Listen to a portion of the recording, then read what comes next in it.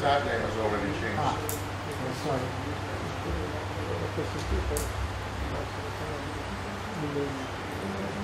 The data that we feed in, small data each day, that cumulative data, is that open source? Anyone can use it?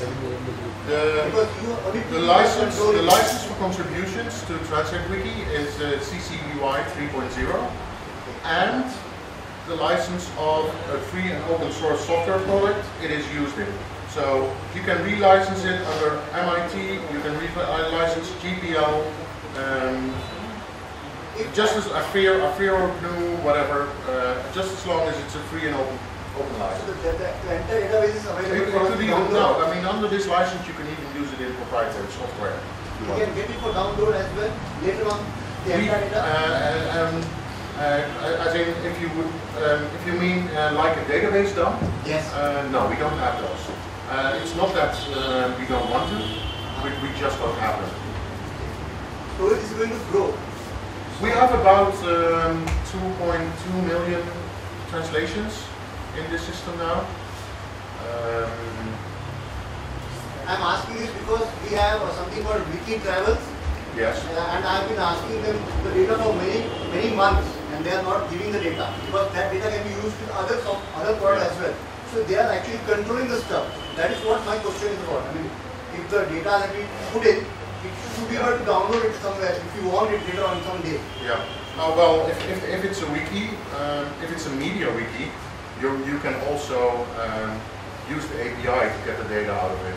That's kind of out of scope in this. You're still talking about content. Okay, for some reason it's not getting it through, so I'll... Could I say something? Yes, please go ahead. One observation is that at the graphemic level, there is a lot of good work that has been done at the writing level, at the orthographic writing level. Yes. Okay. I would like to know whether fuzzy categories do take care of the semantic appropriacy of the language. Do fuzzy categories take care of the semantic properties of we use QQQ for that, where we document the exact meaning and context of a message. And especially if those messages are things like in the mood bar, where you're happy or sad or neutral, some neutral mood or whatever. You need to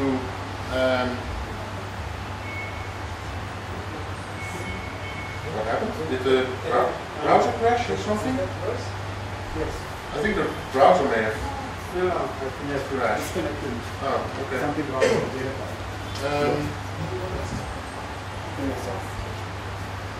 So what we do a lot is there's also a button in the translation dialog. Please explain to me what this message means or how it is used. If we get those questions, we try to get those questions answered, so that it's only actually have to be asked once, so that all the other translators after them for the hundreds of possible languages will not have to ask it again. So we add an explanation like if the word is preview, this is button text that will accomplish such and so. So we have taken care of that parameter. It's instant. Yeah. Okay. So Translate Wiki is a wiki. We assume good faith until proven otherwise. So as long as you behave and no one complains about your translations, they're using MediaWiki without any checks. Is that instantaneous on all projects? I'm sorry? If I make a change in MediaWiki, is that instantaneous? Happens in all the projects? Let's say if you make a change in Translate Wiki for Tamil, for example, as long as you use Tamil anywhere within the 800 wikis of Wikimedia, you will see the same change. Yes. How much time? How much time? Usually within 24 hours. It's a multi-step process.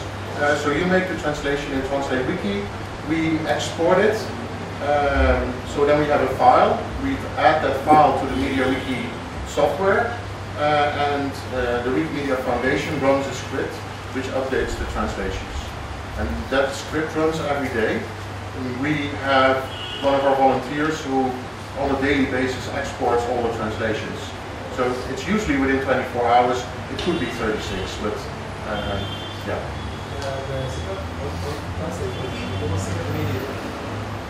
Oh yeah, yes, but that might change actually for performance purposes. On Translate Wiki you can use your translations immediately, at least for MediaWiki, because it's a MediaWiki itself. And translation is only for MediaWiki messages. What else is there? As I said, did you enter at a later stage after I started? Okay. So I explained that before. We support about 20 free and open source software projects like OpenStreetMap website, also a microfinance software from the Grameen Foundation called MiPos. Offline Wikipedia readers like Kiwix and Okowix, WikiReader, Shapado, StatusNet, yes.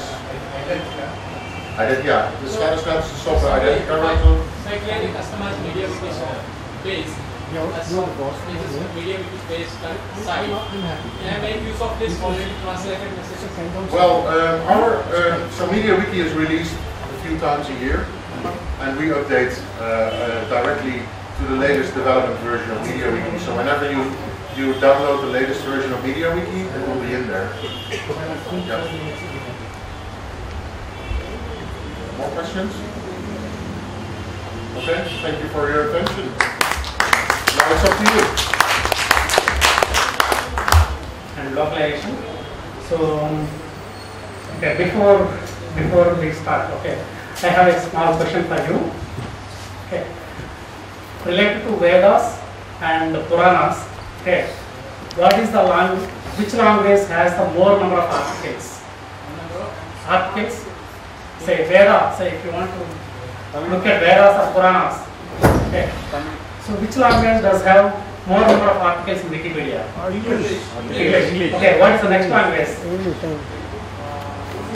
Obviously Hindi. Okay. What is the next language? No. It is Netherlands. Okay. Dutch language. Okay. So that is a very surprising thing. Okay. So they are very fascinated and they are doing big study on other Vedas and Puranas. Okay, that is something good to know from Netherlands. Okay, and these people are from Netherlands. And I'm still waiting for my application to start. So where is it? I don't need this one. I need to. At some stage, Winston Churchill asked, "Don't ask what you can do for your country. Ask what you can. Don't ask what your country can do for you, but ask what you can do for your country." Well, in a similar way, I want to ask you, what can you do for your language? So, I'm Gerard Nijs and I work for the Wikimedia Foundation, and I do outreach particularly for language support, localization, internationalization. When you have issues with language, when you need to know how can we do something for my language, I don't care which of the 6,000 languages or the ISO 693 you're talking about. If you need support, then I'm quite happy for us to support it. And I know the ways, and I know the people, and I know a little bit about the times and when things are going or likely to happen. So, you can write in your language. When you can write in your language, it means well, that you can write in your language, but that does not mean necessarily that you can write with your language on your computer. Because in order for you to write on your computer, you want to do certain simple things like in your word processor say, I am going to write in, there was a gentleman there, he's sitting and he is into Anjika. Now my question to you, Mr. Gentleman, is if you want to go into Microsoft Word or in OpenOffice and you want to say, I am going to write an article in Anjika, can you say so? Yes. You can? Yes. I'm surprised. I'm surprised. I'm happily surprised at that, but so you say, I'm going to write in Anjika, and you can type everything and everything works well for you? Good. Okay, I should have used another language, for instance, Surashta. I know for certain that Surashta is not possible for you to write in because there's only one font out for it. And that font is now available in Linux. So you don't have it in Microsoft, you don't have it in Apple, you don't have it in most Linux distributions either. It is just only there for a short time. Now, another question is, if you have written some text, are you able to specify, well, you can do it in Anshika, of course. You can, of course, do it in Hindi, in Punjabi, but when you do it in Punjabi, can you then say, for instance, I'm doing Punjabi with Gurmukhi or Punjabi with Demagari, or can you make all those little differences and make it work for you? Touching a very sensitive area. Yep. Oh, yes, but I'm only asking, are you able to do it? I don't ask you anything about politics, I'm only asking you, are you able to say, for your document, I'm going to write my document in this language, in this script.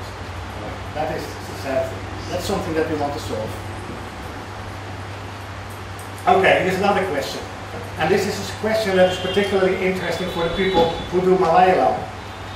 If you are going to do a search, will you get all the content for your language when you do a search? So you type in a word, for instance, you type in the word India, do you get all the articles that are India and that work properly well? Now there's one thing, I don't know what characters Malayalam does, and I do also know that there are problems with some characters but not all, so I may be completely mistaken, but the problem is that for many words you can try to search for a specific concept and only get a part of what is available in the Google repositories, because you only type it and provide it to them in a specific way and not in every way. So, what is important is that you identify your language. And when a text is known to be in your language, then the algorithms that Google or Microsoft or whoever uses don't need to get it wrong, because if you know and you know for sure that you're going to write in your language and you have specified that it is in your language, then it is in your language. And then Google doesn't need to try and find out that no, it is not. This is an example that I just found out today. There I had to go to the Ossetic Wikipedia and it was told to me that it was Russian. Then I went to the Tatar Wikipedia and I was told it was Russian. It's not Russian, it is just using Cyrillic. Now you have the same thing with some of the languages in India, because it is not Hindi, it is using Devanagari, but it is not Hindi. So it is really important for you to find a text in your language if you want to find a text in your language, and not only rely on something stupid like the word is the same in Devanagari in one language and the other, and you get, for instance, both in Marathi and both in Hindi. That's stupid. You only want to have it in your language. So, even, and particularly for small languages, it is important that only a small amount of data will get you results and it starts to become relevant. But the important thing is that you have a body of work where the characters, where the text is known to be in a specific language. The problem is most applications do not support the language it does not know and it is not aware of. So, we were talking about Amjika, and yes, it works. I'm so happy for you, but it's not good for my presentation. That's okay. So we're going back to Surashta. Okay. You don't speak Surashta, there's nobody else here who speaks Surashta, but that's okay. Anyway, when you have a text and the word processor thinks it is in a specific language, then it will also do the spell checking for that language. So if you have a language and the spell checker thinks, for instance, that it is Hindi, because at some stage we said it's Hindi, and you didn't change it to your actual Devanagari language, then it will give you spelling errors because the string that you use is not in Hindi. and you can turn the spell checker off, but that's a pain. What you actually want to do is, you want to say, it is my language and everything that I do is about my language, and if you want to use the spell checker, you want to be able to start building your own spell checker, if that is what you want to do. And at some stage, when a language knows about your language, it will know attributes about your language.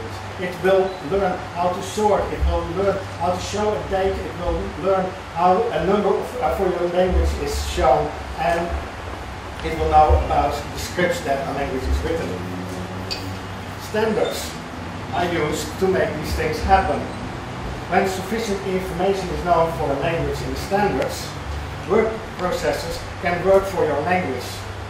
And what it needs to know, it needs to know things like what script is